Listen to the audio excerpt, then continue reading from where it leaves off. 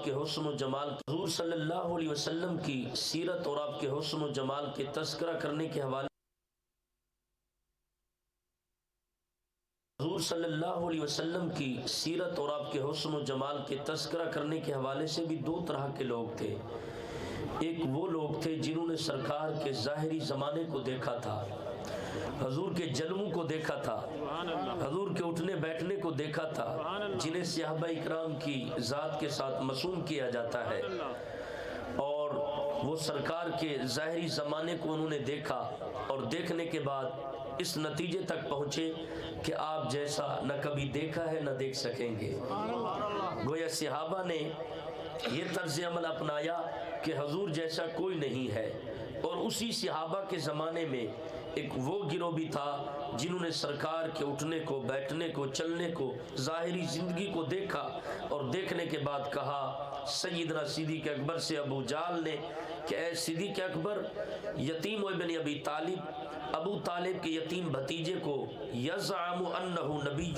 نبی گمان کرتے ہو، وہ تو ایک بشر ہے، وہ تو ایک یتیم ہے، وہ تو ایک ابو طالب کے بھتیجے ہیں۔ گویا ابو جہل کے ہاں یہ نظریہ تھا کہ سرکار صلی اللہ علیہ وسلم کے بارے میں کہ وہ ایک بشر ہے، یتیم ابن ابی طالب، وہ ابو طالب کے یتیم بھتیجے ہیں، یزعم انہ نبی، اے ابو بکر صدیق اسے نبی تسلیم نہ کیا جائے۔ تو جنہوں نے صحابہ کے زمانے میں یہ نظریہ رکھا کہ رسول اللہ صلی اللہ علیہ وسلم ایک بشر ہے تو وہ کافر ٹھہرے، ابو جہل کافر ٹھہرے، اور جنہوں نے کہا یا رسول اللہ جب ہم آپ کو دیکھتے ہیں تو لگتا ہے رب تعالیٰ نے آپ کو اپنی آپ کی مرضی کے مطابق بنایا ہے، اگر آپ نے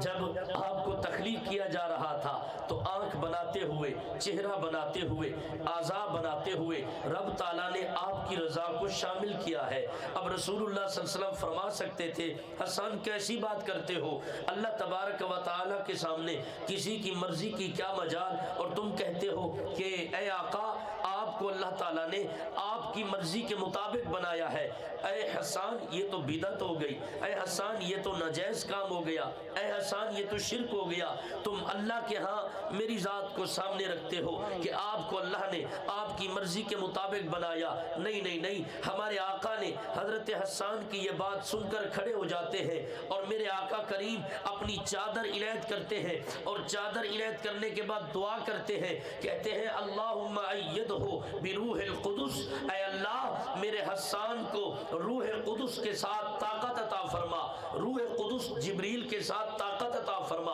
حضرت جبریل کے ذریعے حضرت حسان کو طاقت کی میرے آقا نے دعا کی۔ ارے کیا حضرت جبریل 7 آنکھ کی نعت پڑھتے تھے؟ حضرت حسان کی آواز کے ساتھ آواز ملاتے تھے؟ نہیں نہیں نہیں، حضور نے دعا دی، فرمایا اے اللہ جب میرا حسان میری تعریف کرنا شروع کرے تو جناب جبریل کو بھیج دیا کر، اس کی زبان پہ ایسے لفظ لے کے آئے جو لفظ تیرے